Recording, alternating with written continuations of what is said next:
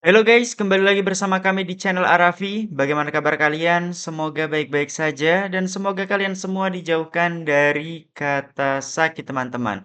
Ada penilaian dari salah satu pakar hukum yang memprediksi bahwa hukuman Nikita Mirzani akan lebih dari 20 tahun penjara teman-teman. Di mana menurut penyidik Polda Metro Jaya, kalau Nikita Mirzani menghadapi dugaan kasus pemerasan, pengancaman, dan pencucian uang dari laporan Reza Gladys, ancaman hukuman jaksa paling berat muncul 20 tahun penjara. Jika seluruh pasal terbukti, Nikita Mirzani juga menyebut jumlah itu ngeri karena hukuman tuntutan 20 tahun penjara teman-teman melebihi tuntutan kasus-kasus hukum lain teman-teman.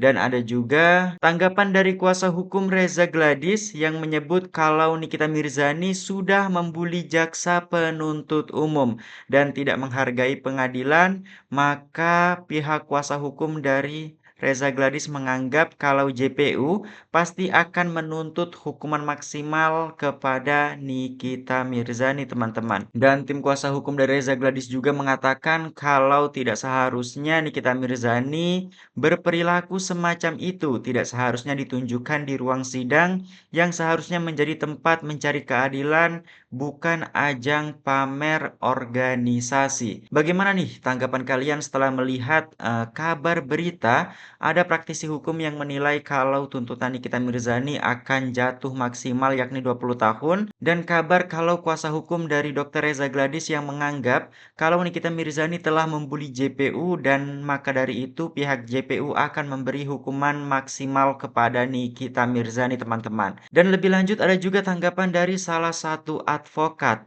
Herwijaya, Bapak Advokat Herwijaya yang menanggapi tentang konflik yang terjadi antara Nikita Mirzani dan jaksa penuntut umum, di mana beliau memberikan tanggapan yang cukup menarik ya teman-teman. Ini dia videonya. Saya melihat apa yang dilakukan oleh teman-teman jaksa di persidangan itu terkesan menjadi tidak lagi mewakili negara. Karena jaksa ada di persidangan itu kan dalam konteks perwakilan negara yang untuk membuktikan bahwa si terdakwa benar melakukan kejahatan sebagaimana yang dituangkan di dalam surat dakwaannya. Tapi saya malah memandang seperti ada permasalahan pribadi antara si jaksa dengan saudari terdakwa.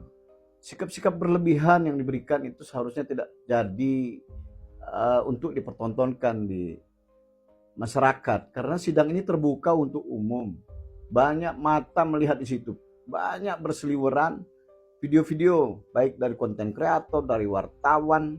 Artinya Indonesia menyaksikan persidangan. Jadi penting kita untuk menjaga sikap, menjaga perilaku. Ini bukan bicara tentang benar dan salah, tapi kita bicara tentang norma kepatutan. Bahwa selain ada norma hukum, kan ada norma kepatutan juga yang harus kita hormati. Karena itu berkaitan dengan attitude, etika. Masalahnya patut nggak seorang jaksa atau jaksa penuntut umum yang mewakili negara untuk mendakwa seorang yang masih diduga, sedang dalam proses, apakah benar dugaan tersebut, ya itulah adanya persidangan itu. Tapi diperlakukan seolah-olah dia adalah musuh negara. Penting banget yang namanya rompi, sampai harus turun jaksa memakaikan rompi kepada seorang terdakwa, rompi tahanan. Tidak ada aturan hukum yang memang harus mewajibkan di persidangan itu untuk memakai rompi tahanan.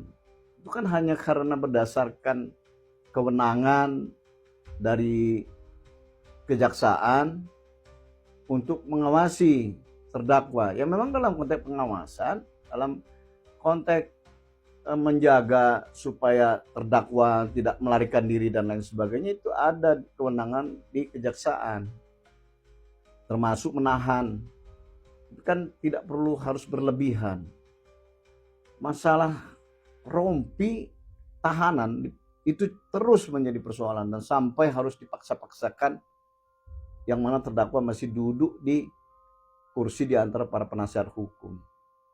kita sama-sama menghormati. Tujuan daripada persidangan itu adalah untuk membuat peristiwa itu yang seterang-terangnya dan demi tegaknya keadilan, kepastian hukum, dan kemanfaatan. Itu prinsipnya untuk penegakan hukum.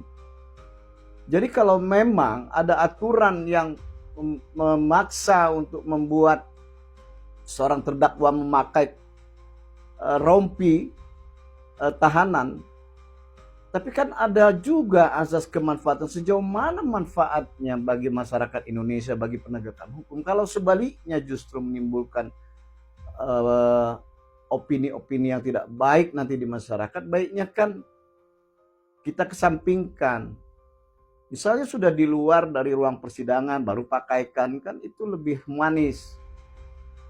Jangan sampai seolah-olah terdakwa itu adalah musuh daripada jaksa. Ini bahaya ini kalau ini dibiarkan. Ini saya kira pihak dari petinggi-petinggi kejaksaan harus mengingatkan kepada tim yang sekarang sedang di posisi sebagai jaksa penuntut umum bagi perkara Nikita Mirzani di persidangan Pengadilan Negeri Jakarta Selatan. Nah itu ya teman-teman ya, apalagi kita ketahui bahwa muncul kabar kalau ternyata pihak jaksa penuntut umum mendapat sogokan, mendapat suap dari Reza Gladys. Nah ini walaupun masih dugaan dan belum terbukti secara sah kebenarannya teman-teman, namun ini tentu saja bisa menjadi perhatian lebih terkait bagaimana peran jaksa yang seharusnya menangani peristiwa-peristiwa seperti ini teman-teman. Apalagi kita lihat sifat jaksa yang kesannya memang agak miring ya terhadap sosok Nikita Mirzani teman-teman. Dan lebih lanjut ada juga tanggapan dari Miss Gosip yang mengaku menyesal, yang mengaku sangat menyesal sempat menghina dan merendahkan Nikita Mirzani teman-teman. Ini dia pernyataan dari Miss Gosip teman-teman. Saya tidak perlu konsisten untuk mengungkapkan kebenaran, karena saya di mana ada kebenaran di situ ada saya. Saya tidak ingin menutup mata kalau ada satu kebenaran yang harus di-up gitu. Oke, Miss, kemarin kan Miss Gosip kan memang berada di sana. Ya. Mohon maaf mencaci maki Nikita dan lain sebagainya. Setelah ada bukti dari Nikita yang Nikita keluarkan, bagaimana menurut Miss Gosip sendiri? Saya sebenarnya menyesal sekali ya sudah terjebak dalam skenario itu. Tapi ya lumrahnya seorang kita masyarakat Indonesia yang hanya bisa melihat kasus ini lewat sosial media, dan ternyata inilah kebenarannya ada di pihak Nikita Mirzani. Oke, tadi Miss Gosip bilang ada skenario. Iya. Berarti Miss Gosip ada di dalam lingkaran skenario itu, dan berarti ada aktor intelektualnya untuk menyuruh Miss Gosip ada di sebelah sini. Untuk menyuruh sih tidak, untuk menyuruh saya sih tidak. Tetapi orang ini kan semua sudah kayak didoktrin gitu ya, didoktrin. Sehingga kita, oh ya seperti ini, pendongeng didoktrin oleh dongeng-dongeng mereka. Ya. Dan saya di awal kan memang tidak terkuat ini ya, karena kita tidak tahu secara jauh. Dan intinya saya analisa, akhirnya dapatlah sebuah kebenaran. Alasan terkuat dari Miss Gosip sendiri yang tadinya di pihak sana. Lalu Alasan saya adalah di rekaman rekaman video ya yang diputar di persidangan tanggal 11 September 2025. Itu alasan pertama untuk saya meng-up bahwasanya Nikita Mirzani ada di tempat kebenaran. Oke, kalau kata netizen, perpindahan ini karena tidak terpenuhinya iPhone jadi Samsung, gimana? Saya tidak mengharap iPhone, bahkan saya maupun donasi itu tidak mengharapkan iPhone.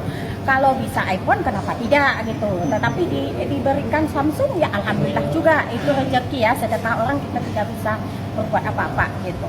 Oke, berarti Miss Gosip kan sekarang menyuarakan kebenaran ya? Iya, tetap menyuarakan kebenaran walaupun saya dibully oleh sebelah sana, bahkan disuruh take down apapun, diiming-imingkan apapun oleh kubu sebelah sana, saya tidak akan berani. Oke, berarti kemarin kan juga sempat dibully dari yang sebelah sini nih. Iya. Sama dong, pernah dibully dua-duanya. Iya, makanya ada yang bilang Miss Gosip takut kalau dilaporkan sama Lintang. Bukan takut sebenarnya sayang.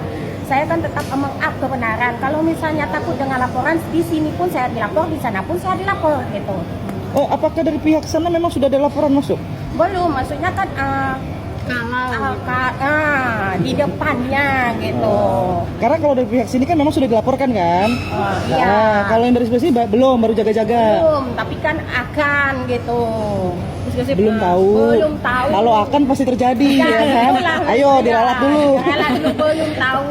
Mudah-mudahan kan jangan. Iya, amin. Ini jadi agenda rutin Miss Gosip untuk hadir ke persidangan Nikita Mirzani sendiri kah? Oh, enggak juga agenda rutin, tapi saya lebih mencermati dulu lah gimana ke depannya. Tapi semakin saya cermati ya semakin kuat ya kebenaran pihak Nikita Mirzani ini. Miss Gosip, tunggu.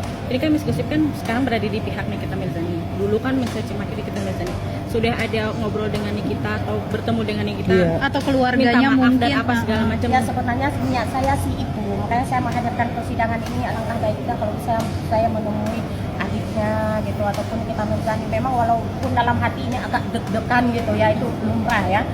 Tapi ya saya mendoakan saja di kemudian hari saya bisa meminta maaf secara langsung. Gitu. Tapi Tapi udah ketemu belum? Udah sempet tatap muka belum? belum. Oh, belum ya. berarti doanya biar bisa ketemu dan berdamai ya. Iya, iya. Oke. Terus katanya dia bilang dia berhasil menyusupkan kau ke tim Niki.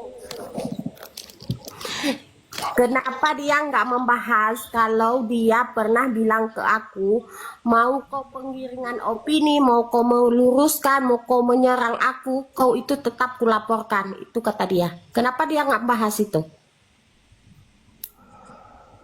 Oh enggak, dia kata orang ini katanya berhasil menyusupkan kau ke tim Niki. Enggak, Dia. nggak ada penyusup-penyusup. Nggak ada Enggak, dia penyusup. yang bilang, mereka yang bilang kan, geng. Katanya mereka itu berhasil, dia itu berhasil. Iya, dan Iya enggak, geng? Kau itu katanya dibuat jadi penyusup, Enggak ada. terus ditunjukin bukti chat, tapi awal September. Memang awal September kok kan dikasih HP kan? iya betul. Jadi wajar kalau masih komunikasi, bener nggak? Betul, 9 September aku masih komunikasi sama dia. 11 September aku berpindah. Karena di 11 September aku mendapatkan kesaksian dari para ahli ya, ahli di persidangan Nikita Mirzani. Udah. Terus apa cerita tentang dokter Oki katanya dibilang mau cepat cepu itu obrolan apa? Nggak ada sih, nggak ada cepat cepu. Aku nggak ada cepu-cepuan aku sama dokter Oki. Miss pernah Dan terus aku kan digiring sama orang itu, kalau aku dapat bayaran 300 juta. Makanya aku bilang lagi, cair sayang 300 juta. Kan dia bilang, Miss kalau 300 juta ambil katanya kan dalam kontennya. Makanya aku bilang, cair 300 juta aku bilang. Siapa yang bayar kita 300 juta? Enggak, katanya kau masih chat-chatan. Nggak ada lagi aku kak, Duta Intel yang tahu HP ku ini. HP ku ini semua Duta Intel yang megang. Silakan Ibu. Nah itu ya teman-teman ya, bagaimana tanggapan kalian setelah melihat beberapa video-video mengenai kasus Nikita Mirzani dan Reza Gladys ini? Dan kita ketahui juga kalau hari ini merupakan hari di mana putusan vonis akan dijatuhkan kepada Nikita Mirzani. Dan kita sebagai pendukung Nikita Mirzani amat sangat berdoa ya, semoga Nikita Mirzani mendapat putusan yang seadil-adilnya, putusan yang sama seperti kita inginkan semua teman-teman. Bagaimana tanggapan kalian? Tulis pendapat kalian di kolom komentar dan nantikan updatean video kami selanjutnya teman-teman.